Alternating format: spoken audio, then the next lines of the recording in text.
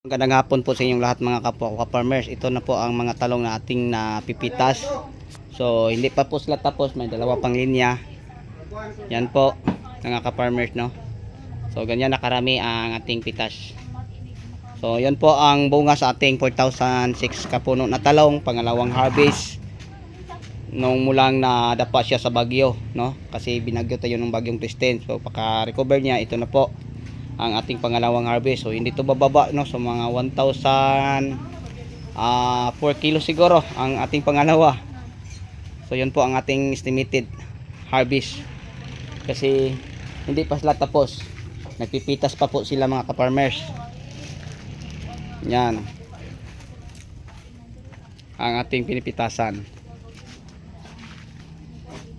So ang variety po ng talong natin na ating pinipitasan, ito po ang Calixto F1 po mga ka-farmers. Yan.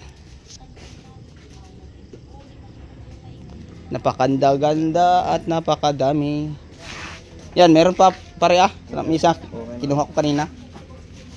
Okay na rin. Yan, dalhin mo yun, oh. So sila po ang ating taga-classify sa mga bunga ng talong. Oh, kita nyo, napakaganda na po.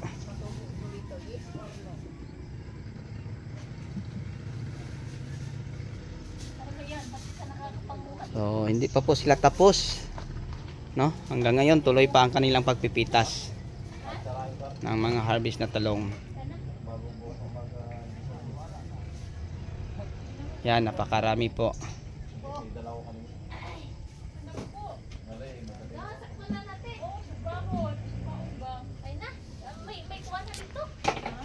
Pare, dalhin mo yung nabasa miso. Nagpasend sila ng semi at reject kanina, kaya nga nagtanggal ako. So yun po mga ka-farmers ang mga harvest at pitas natin ngayon sa ating nerarato na talong na nadapa sa bagyo. Okay, so sa inyo natanggal dito na lang. Maraming salamat po. Bye bye.